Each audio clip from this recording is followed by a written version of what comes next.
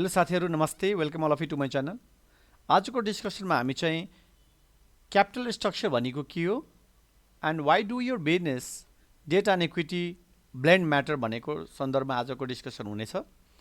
र before moving to this topic let me clarify about the term optimal capital structure.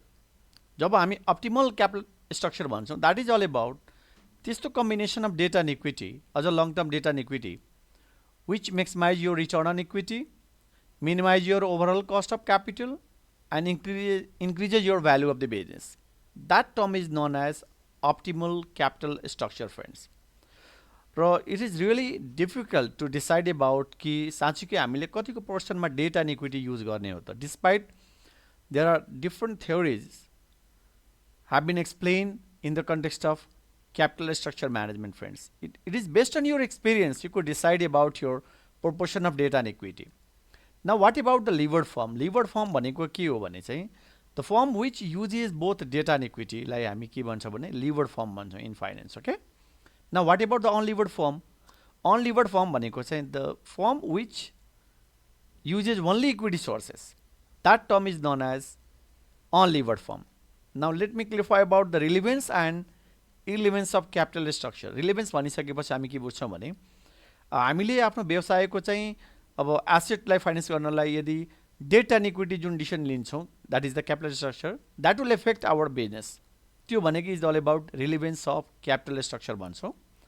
र जसको चाहिँ अब यदि हामीले साइटै गर्ने हो भने चाहिँ David Duran who provided the NI approach in 1952 र according to him that is the as leverage भनेको leverage भनिसकेपछि that is the debt and equity भन्छौँ financial leverage increases तपाईको cost of capital decline हुनुपर्छ and the value of the firm increases and as a result the price of the stock increases because of signaling factor। तपाईको business बढिरहेछ भने the price of stock will go up as for David. Okay, now look at the some of the assumptions of your NI approach. NI approach मा सबभन्दा के छ भने first of all there is no corporate taxes and cost of debt is less than cost of equity capitalization rate. Cost of debt भनेको जस्तो ब्याज जुन तिर्छौँ हामी cost of debt is lower than cost of equity KE. And the last one is that the debt content does not change the risk perception of the investor. जस्तो for example कसैले 10 लाख रुपैयाँ लियो र कसैले 20 लाख रुपैयाँ लियो भने the risk perception of these two investor will be the same. This is quite अब accept गर्न गाह्रो हुन्छ because when you are asked to critically examine the assumption of NI approach then you have to illustrate with example as well.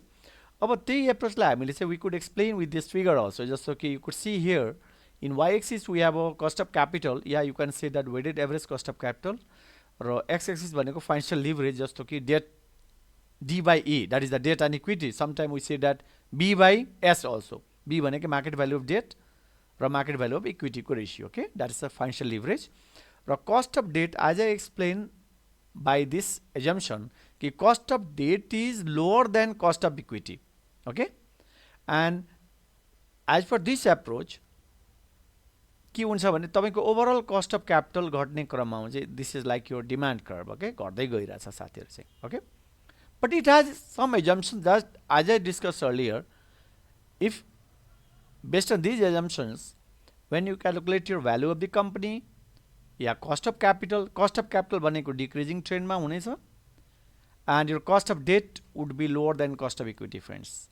Okay friends, these are the things that I would like to share today. In coming days I will be discussing about the irrelevance of capital structure, that is the contribution of Modigliani and the Miller in 1958, friends. Okay, if you like this content please like, subscribe and also share this channel. Thank you all of you for watching this video. Please take care.